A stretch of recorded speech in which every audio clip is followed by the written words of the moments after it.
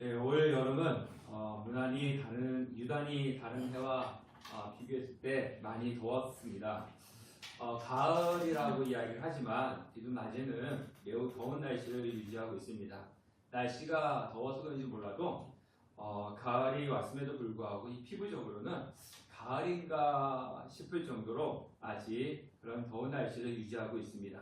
그럼에도 불구하고 오늘은 9월 마지막 주일이고요. 내일은 9월 마지막 날입니다. 내일 모레부터는 또 10월이 시작됩니다.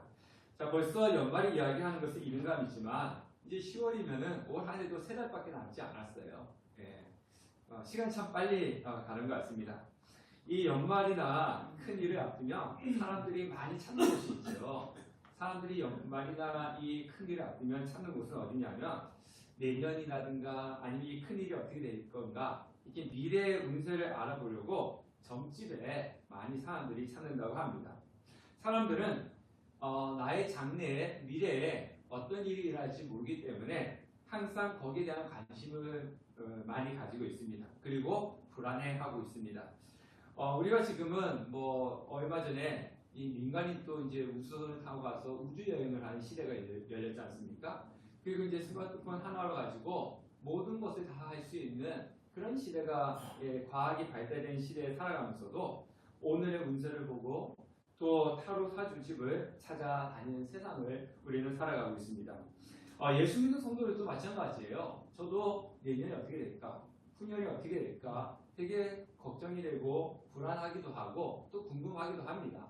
얼마 전에 어떤 이제 여론조사 하시는 데서 문자가 왔어요. 30년 뒤에는 목사님이 목회하는 교회가 계속 유지될 것 같습니까? 아니면 어떻게 될 것 같습니까? 이렇게 설문조사가 왔더라고요. 저는 잘 모르겠습니다. 여기다가 답을 했어요. 사실 우리가 앞에 어떤 일이 벌어질지 아는 사람은 없습니다. 다 모릅니다.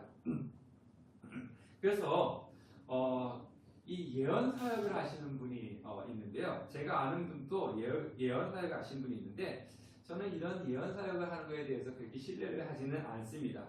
근데 오래전에 좀 제가 힘들 때 저 옆에 있는 분이 그분이 있으니까 한번 가보라고 그래서 한번 가봤어요. 가봐서 나름대로 은혜를 받긴 했지만 그래도 글쎄 이게 뭔가라는 그런 의심을 가졌던 적이 있습니다. 그런데도 보니까 그분한테 예언 사역을 받으러 오신 분들이 계셨습니다. 그러니까 예언 사역을 하신 분에게 간다는 것은 뭡니까? 나에게 앞으로 하나님이 무엇을 주실까? 그리고 하나님께 나에게 어떤 축복을 해주실까? 이런 소리를 듣고 싶어서 그분에게 가는 겁니다. 자, 그러다 보니까요, 우리는 잘못되어 있는 운명론에 빠질 수가 있습니다. 운명론이라는 것은 뭡니까? 하나님께서 나의 삶을 이미 이렇게 정해 놓으셨다. 이게 운명론이에요. 그래서 내년에는 내가 어떻게 살고 후년에는 어떻게 가서 살고 이것을 하나님께서 미리 정해 놓으셨기 때문에 우리는 그렇게 살아간다라고 하는 것이 운명론입니다. 하지만요, 하나님은 우리의 삶을 섭리를 하십니다. 섭리를 한다는 것은 간섭을 한다는 겁니다. 그렇지만 내일 내가 무엇을 할 것이고 그리고 2달 뒤에는 내가 누구를 만날 것이고 이렇게 정해놓으신 것은 아니라고 하는 사실입니다. 이렇게 우리 교회 다니면서도 잘못 생각하시는 분들이 있어요. 하나님은 내가 10년 뒤에는 어떻게 살 것이라고 미리 정해놨어. 그렇기 때문에 그렇게 나는 10년 뒤에 그렇게 살 거야. 이렇게 생각하실 수가 있는데요. 하나님은 우리가 이렇게 살아가도록 맨날 며칠 이렇게 한다 정해놓지는 않으셨습니다. 이건 잘못되어 있는 운명론입니다. 그래서 미리 운세를 점치는 행위와 같은 것은 아주 잘못된 것입니다. 오늘 성경에 보면요, 예후의 뒤를 이어가지고 그의 아들 여호아하스가 왕이 되었어요. 그 여호아하스가 뒤를 이어가지고 북이스라엘 12대 왕으로 그의 아들 요아스가 왕이 되었습니다.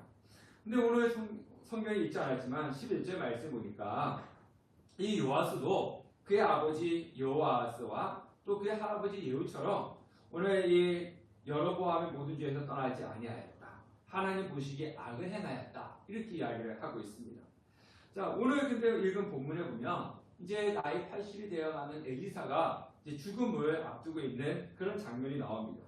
엘리사가 나이가 들고 병이 들어서 이제 죽어가고 있습니다. 그때 북이스라엘 왕이었던 요아스가 이 엘리사를 찾아오는데 참 하나님을 섬기지도 않던 그 악한 왕이잖아요. 악한 왕이 왜 하나님의 선지자를 그렇게 찾아왔을까요? 모든 것을 다 뒤로 하고 엘리사를 찾아와서 오늘 성경에 보면 죽어가고 있는 엘리사의 모습을 보면서 눈물을 흘리고 있습니다. 자, 하나님을 섬기지 않고 우상을 섬기던 그 악한 왕이 하나님의 선지자가 죽었다고 해가지고 이렇게 모든 것을 뒷전에 놓고 찾아와서 눈물을 흘렸다는 것은 이 엘리사에 대한 그런 슬픔, 그러니까 엘리사가 죽어가니까 거기에 대한 슬픔의 마음도 있었겠지만 그것보다는 무엇이냐면요. 오늘 우리가 성경에 읽지 않았지만 이 앞에 보면은 그의 아버지에 대해서 나오겠습니다. 그의 아버지 때에 하나님을 섬기지 않아가지고 100만이나 되는 그런 대군의 군대를 가지고 있었는데 어떻게 되었냐면요. 마병 50명과 병거 10배와 보병 10,000명이 남겨지는 아주 10분의 1 정도로 축소가 되어버렸어요. 그러니까 그만큼 국력이 약했다는 겁니다.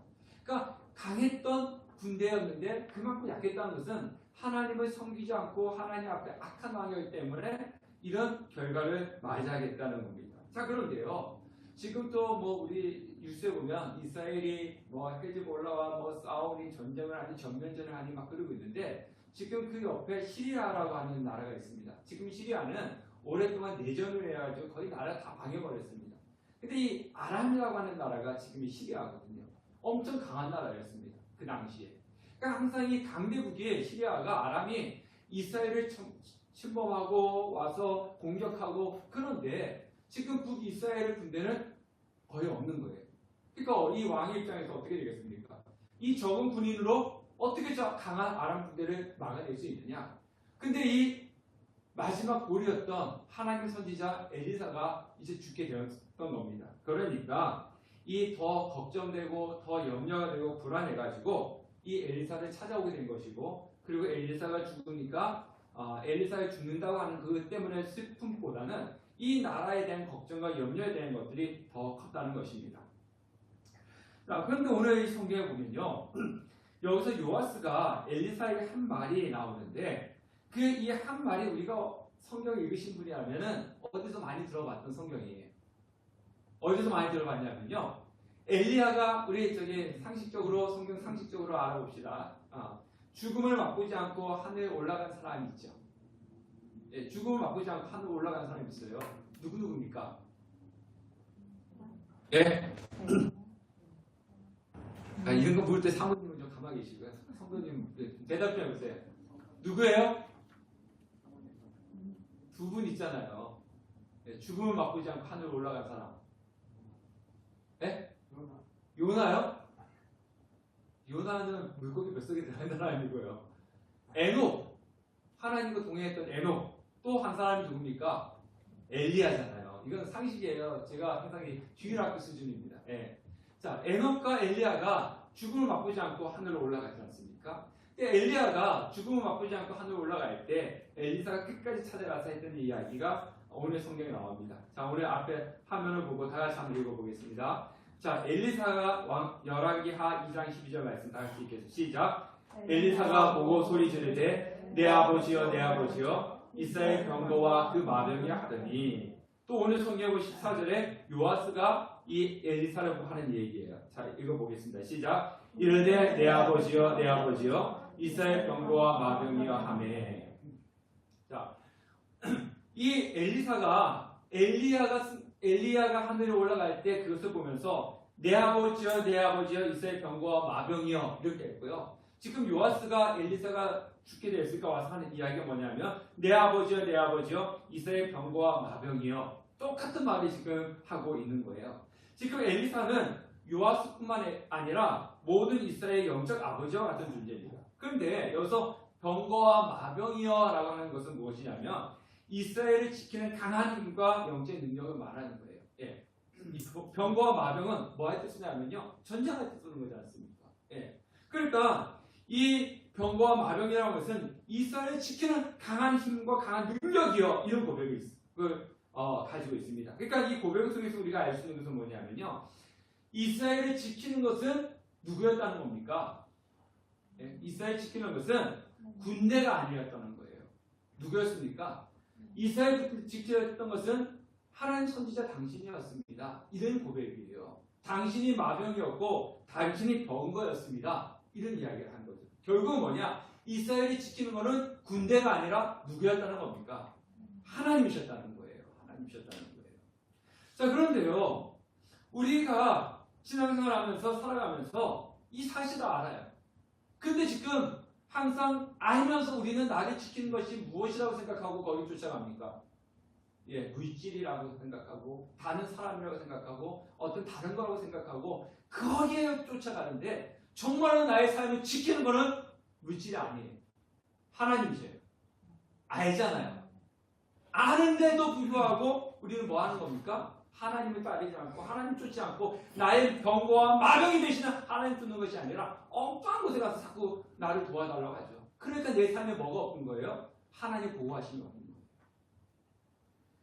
병거와 마병이 이스라엘을 지킨 것처럼 이 하나님께서 병거와 마병이 되어서 이스라엘을 지킨 것처럼 우리의 삶의 보호자는 우리의 삶의 병거와 마병은 바로 하나님이시라는 겁니다. 그렇기 때문에 엘리사는 이스라엘에게서는 없어서는 안 되는 큰 존재였다는 거예요. 이처럼 능력 있는 큰 언어를 읽게 되면 자신의 조국이 위기에 처하게 되니까 거기에 대해서 염려해서 요아스가 찾아와서 이렇게 눈물을 흘리면서 마병과 병거와 마병이여 이렇게 이야기를 하고 있는 것입니다. 자, 그러면요, 우리가 이 앞에 화면을 보면 엘리야가 하늘에 올라갈 때 내 아버지여 내 아버지여 이스라엘 병거와 마병이야. 그 다음에 요아스가 엘리사가 죽을 때 내 아버지여 내 아버지여 이스라엘 병거와 마병이야. 똑같은 말을 했어요. 똑같은 말을 했지만 이 속에 담겨있는 고백은 다른 겁니다. 자, 어떻게 다르냐면요, 자, 저 앞에 보세요. 어떻게 다르냐면요, 자, 엘리사가 엘리야를 보고 내 아버지여 내 아버지여 이스라엘 병거와 마병이여 라고 고백할 때 이 고백은 어떤 고백이냐면요, 나도 당신처럼 이 하나님을 위해서 쓰임받는 선지자가 되게 하옵소서, 이런 의미를 가지고 있는 거예요. 그래서 엘리사가 엘리야에게 요구한 게 뭡니까? 당신이 가지고 있는 영감의 갑절을 요구했단 말이에요. 그래서 엘리야보다 엘리사가 일으킨 이적이 더 많아요. 네. 그러니까 엘리사가 내 아버지여 이스라엘 병거와 마병이여 라고 고백했던 건 뭐냐면은 나도 당신처럼 하나님을 위해서 일할 수 있는 사람이 되게 해주십시오, 이런 고백이란 말이에요. 근데 요아스가 엘리사에게 내 아버지여 이스라엘 병거와 마병이여 라고 고백했던 것은 어떤 의미겠습니까? 지금 내가 위기에 처해 있고 나에게 문제가 있으니까 나를 도와주십시오, 이런 의미가 있어요. 다른 거예요. 똑같은 하나님을 찾았다 하고 똑같은 말을 했다 하더라도 엘리사는 하나님께 인정받고 하나님께 쓰임받는 사람이 되고 싶습니다 라는 고백이었고, 요아스는 하나님의 사람이 되기보다는 도와주십시오, 이거예요. 자, 우리가요 신앙생활을 하다 보면 이런 분들이 있어요. 어디 기도원에 가서 어떤 목사님한테 누구한테 안수 기도를 받으니까 뭔가 좋아졌고 문제가 해결됐대. 그러면요 거기 사람들이 다 몰립니다. 물론 나쁘다는 게 아니에요. 어디 가서 도움을 받고 어디 가서 기도를 받으려고는 해요. 근데 내가 기도하는 사람이 되려고 하지 않는다는 거죠. 네. 이게 성도들의 모습이 요아스의 모습이에요. 내가 주를 위해서 뭔가 하려고 하진 않고 어디 가가지고 기도받고 내 문제 해결되고 기도받고 내 문제 되고 뭔가 도움을 요청하려고 하는 그것만 있지 하나님을 향해서 내가 무엇을 하겠다 그런 마음은 없단 말이에요. 우리는 요아스 왕처럼 엘리사에게 도움을 받는 사람이 아니라 엘리사처럼 하나님께 쓰임받는 사람이 되어야 됩니다.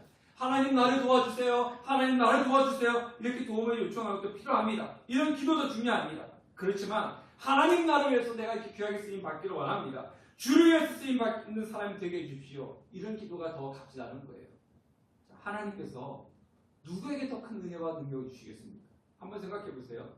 자, 여기 여러분 성도님들인데 여러분들이 저한테 와가지고 목사님 저한테 돈 100만 원 주세요. 예를 들어서 뭐 하시게요? 제가 이 돈 100만 원 가지고 전도를 열심히 해가지고 성도님들 100명을 내가 전도해 오겠습니다. 네.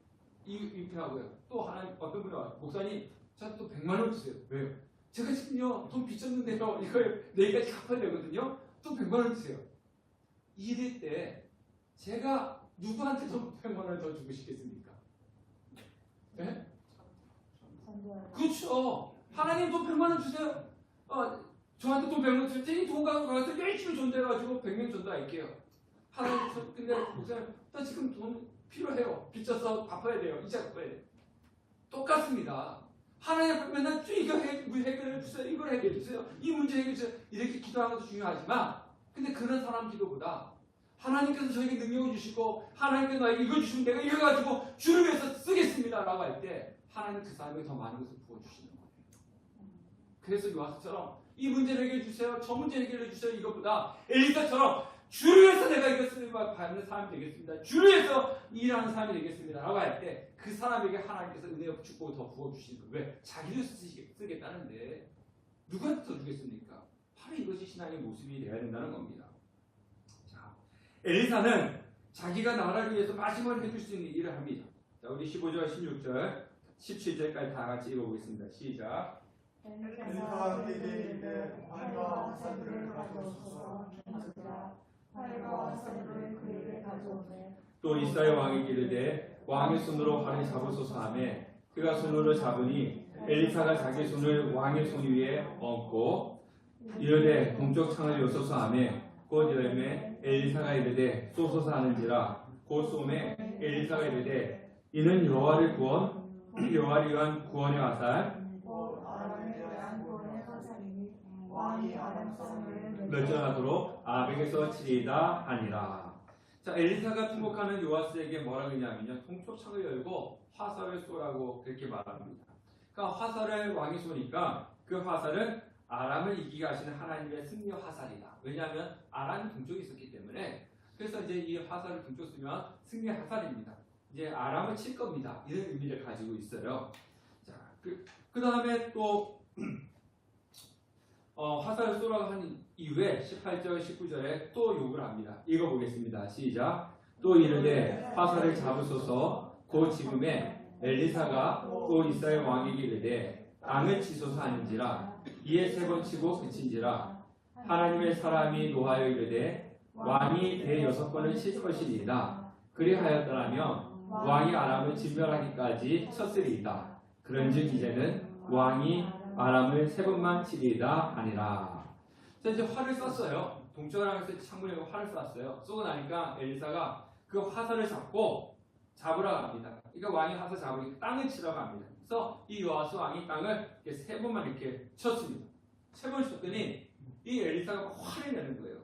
왜 대여섯 번을 치지 않고 5-6번을 치지 않고 왜 3번만 쳤냐고 막 그러면서 이 대여섯 번을 쳤다면 이 아람의 군대가 진멸하도록까지 칠 수 있었을 텐데 왕이 3번만 쳤기 때문에 이제 3번만 그 아람의 군대를 칠 겁니다. 이렇게 말을 합니다.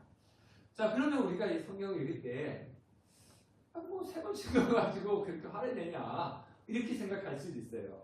왜 요아스 왕이 3번만 쳤는지 뭐 여러 가지 견해가 있습니다. 어떤 사람은 요아스 왕이 소심해가지고 그냥 3번 쳤다 이렇게 이야기하는 사람도 있고 어떤 사람들은 당시적으로 이 3이라는 숫자가 완전 숫자이기 때문에 그냥 완전하게 친 거다. 3번. 이렇게 이야기하는 사람들도 있습니다. 어쨌든 간에요. 요아스는 분명히 엘리사가 땅을 치세요. 이렇게 했기 때문에 순종해서 땅을 쳤습니다. 안 친 게 아니에요. 쳤는데도 불구하고 엘리사가 화를 냈습니다.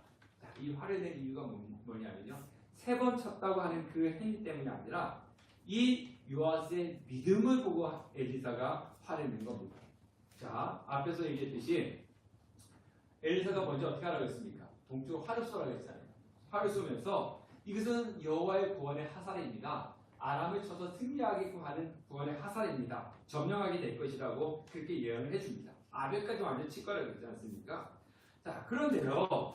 이 엘리사가 분명히 이렇게 이야기했는데 그 의미를 알았더라면 여기서 아람을 치다 또 이 화살로 갖다가 땅을 치다라고 하는 이 치다는요. 똑같은 단어예요. 똑같은 의미예요. 자, 그러니까 이 왕이 엘리사가 이야기했던 말을 제대로 이해하지 못했고 3번 친 것이 아니에요. 뭡니까? 믿음의 부족이라고 하는 거예요. 믿음의 부족. 만일 요아스가 전쟁에서 승리해 주시는 하나님의 능력과 약속을 확신했더라면 이 화살이 부러질 때까지 엘리사가 그만 치셔도 됩니다라고 할 때까지 계속 땅을 쳤을 것입니다. 근데 이제 3번만 쳤다는 거죠. 자, 엘리사가 화를 낸 이유가 바로 그거예요. 하나님께서 지금 이 요아스에게 무엇을 주시려고 작정한 겁니까? 아람 군대를 쳐서 진멸하도록 큰 축복을 주시려고 하시는데 겨우 3번을 치고 나니까 이 요아스의 매우 적은 그 축복을 받는 거에 대한 안타까움으로 화를 내는 거예요. 우리 이제 제가 예를 들어서 여기 가면 이게 한 컵 마시면 1년이 젊어지는 물이 있다고 생각해 보세요. 근데 제가 가지고 이 컵 하나를 딱 바꿔보면 한 컵만 마시잖아요. 그러면 몇 년 젊어져요? 1년이죠. 근데 이만큼 양동이를 바꿔가지고 이 퍼서 한 10잔을 마신다. 그러면 10년 젊어지는 거잖아요. 한 예를 들어서 그런 겁니다. 좋은 것이 있어도 내가 준비한 만큼 얻을 수가 있는 거예요. 네, 좋은 것이 아무리 좋은 것이 여기 널려 있어도요. 내가 준비한 만큼 그것을 얻을 수가 있는 겁니다. 그러니까 하나님의 축복은요. 무한하게 우리를 위해서 준비하고 있는데 얼만큼 받는 거예요? 내 믿음의 분량만큼 받는 거예요. 내가 믿음이 준비된 만큼 받는 거예요. 그런데도 불구하고 우리는요. 내가 하나님 축복을 받을 그릇이 믿음의 그릇이 요만한데 왜 하나님 나에게 요만큼밖에 안 주십니까? 요만큼밖에 안 주십니까? 라고 불평하고 원망하잖아요. 하나님께서 안 주시는 것이 아니라 누가 못 받는 거예요? 내가 못 받는 거예요. 열왕기하 4장에 보면 선지자의 제자의 남편을 둔 한 여인이 그 남편이 죽으니까 엘리사에게 찾아옵니다. 그래서 하는 얘기가 뭐냐면 자신의 남편이 죽고 자기하고 아들들이 남았는데 경제적으로 너무 힘들고 어렵다. 도와달라. 이제 어떻게 해서 좋겠냐 이제 도움을 청하러 옵니다. 그때 엘리사가 집에 무엇이 있냐 물으니까 작은 기름병 하나가 있습니다 라고 했어요. 그러니까 엘리사가 뭐냐면 동네를 돌아다니면서 그릇을 빌릴 수 있는 대로 빌려라 그랬습니다. 그 그릇을 빌렸어요. 그러니까 집에 들어서 물을 잡고 그 빌려온 그릇에다가 그 기름병을 부어라. 근데 어떻게 됐습니까? 빌려온 그릇에 그 기름이 꽉 찰 때까지 계속 기름이 나오는 거예요. 그리고 빌려온 그릇에 기름이 다 차니까 그제서야 나오기 딱 그쳤습니다. 만약 이 여인이 그냥 요만한 거 하나 빌려갖고 왔으면 요만큼밖에 기름을 못 찾는 거죠. 많이 빌려온 만큼 기름이 찬 겁니다. 요아스가 화살을 땅에 3번 쳤으므로 아람이 3번 물리게 찔리게 데려간 것은 그의 영적인 상태가 그 정도밖에 되지 않는다는 겁니다. 현재 그의 믿음의 상태가 그 정도이니까 앞으로 일어날 일 역시 그 정도에 불과하다는 것입니다. 만약 요아스가 엘리사의 말을 듣고 더 많이 화살을 땅에 쳤더라면 완전히 그 엘리사의 예언은 아람을 멸절시킬 겁니다 라고 예언이 바뀌었을 것입니다. 지금 북이스라엘은 앞에서 말씀드렸듯이 아주 작은 군대를 가지고 있습니다. 반대로 아람은 큰 군대를 가지고 있어요.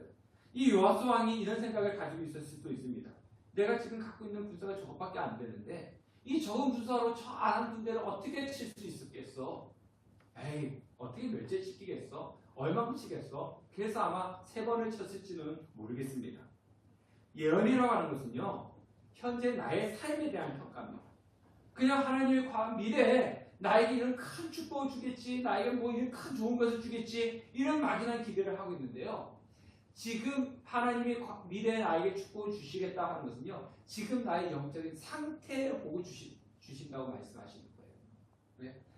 앞으로 이런 복을 받으려는 것은 내가 지금 복 받은 상태가 되면 복을 주시는 거고 내가 지금 복을 받을 수 없는 저주의 그런 상태에 있다면 미래는 저주가 오는 겁니다.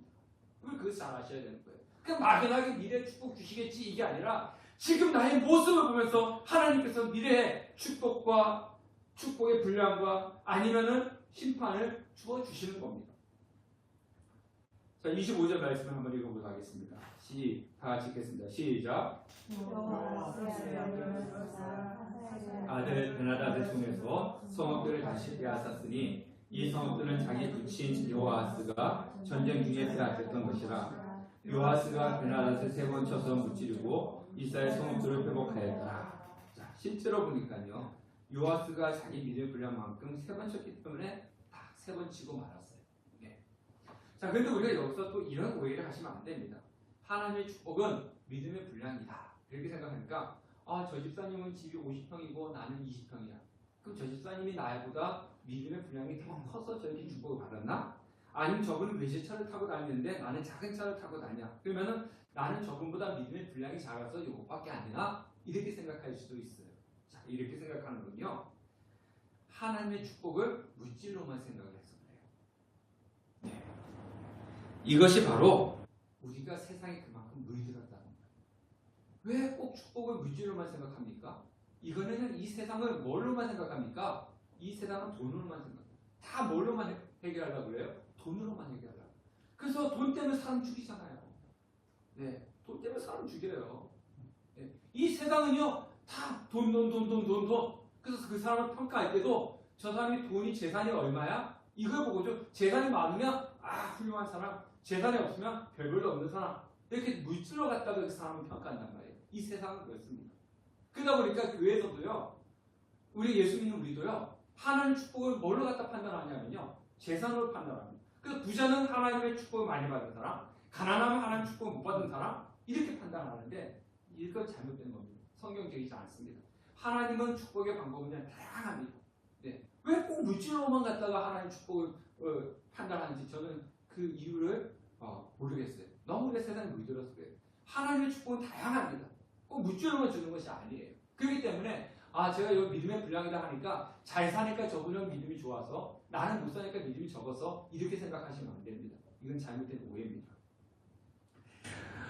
우리는 미래의 나에게 무엇을 줄 것인가에 대한 관심보다 현재 내가 어떤 믿음을 가지고 있느냐 이것을 생각하셔야 된다는 거예요. 우리는 그런 생각하잖아요. 그럼 물론 그게 나쁘다는 건 아니에요. 하나님이 내년에 나한테 더 큰 은혜를 주시겠지. 내후년에 나한테 더 큰 축복을 주시겠지. 그것을 소망하고 기대하는 것은 좋은 겁니다. 나쁜 것은 아닙니다. 근데 그것만 생각하지 지금 나의 믿음의 상태는 어떤 상태야? 이거에 대해서 별 관심이 없다는 거예요. 미래의 하나님 축복은 나의 지금의 믿음의 상태를 먼저 보고 믿음의 미래에 대한 축복을 기대를 하셔야 된다라고 하는 것입니다. 나의 미래를 바꾸신 능력을 가지신 하나님이 하나님을 내가 어떻게 믿고 의지하느냐에 따라서 내 미래가 달라지는 겁니다. 네, 미래가 정해진 게 아니에요. 지금 나의 믿음의 상태에 따라가지고 나의 미래가 달라진다는 겁니다. 그러므로 내일을 걱정하지 말고 오늘 내가 하나님 앞에 어떤 모습을 서 있느냐 이것을 생각하셔야 된다는 겁니다. 우리 자꾸 내일 걱정하잖아요. 그죠? 저도 걱정됩니다. 내후년 걱정되고요. 내년에 이 교회가 얼마큼 부흥될지 뭐가 어떻게 될지 또 10월 마지막 주일에 우리 함께하는 축제가 어떻게 될지 걱정돼요. 걱정되는데 그건 당연한 거지만 그 걱정보다는 내가 지금 어떤 모습으로 하나님께 서 있는지 그것을 먼저 우리를 생각해야 된다는 겁니다. 오늘의 나의 모습이 내일의 나의 모습을 바꾼다는 겁니다.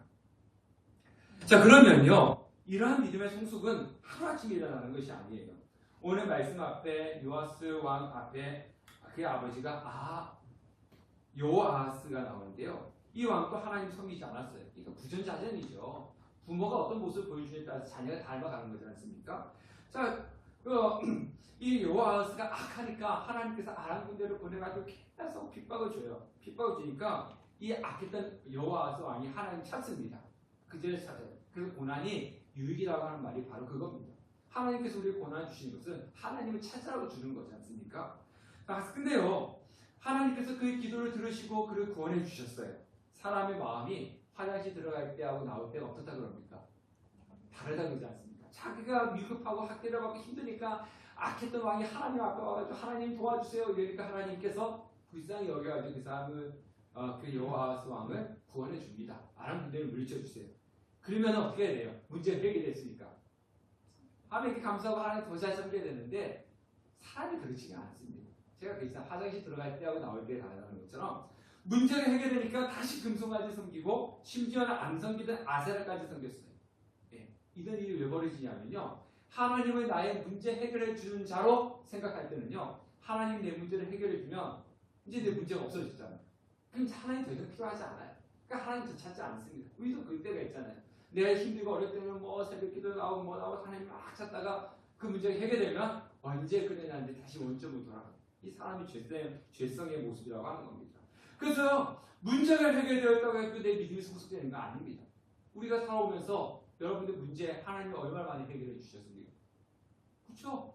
해결 많이 받았잖아요. 저도 그렇고 여러분도 그렇고 하나님 문제 해결 많이 받았잖아요. 근데 그 문제가 해결됐다고 해서 잠깐 하나님 감사합니다. 그래서 뭐 감사원금하고 하나님 감사합니다. 이지만 며칠 가요? 몇 달 가요? 몇 년 갑니까? 네. 잠깐이지 않습니까? 그죠? 다시 원점이에요. 그래서 문제가 해결됐다고 해서 믿음이 성숙하는 것이 아닙니다. 믿음의 성숙은 매 순간순간 하나님을 신뢰하고 섬길 때 믿음이 성숙되어 가는 것입니다. 하나님은요, 그 믿음을 보시고 그 믿음의 분량대로 우리에게 채워주시는 겁니다.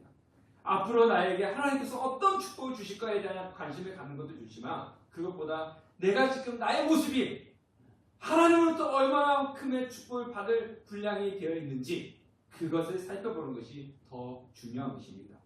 장래에 나의 주어질 축복은 오늘 내가 하나님을 향한 믿음만큼 주어지기 때문입니다. 그래서 나를 바꾸실 능력을 가지신 그 주님을 바로 믿고 섬기시길 바라겠습니다. 그리고 그 믿음 위에 주어지실 하나님의 축복과 은혜를 경험하는 우리 함께하는 교회 성도님 되시기를 주님의 이름으로 축원합니다. 기도하겠습니다.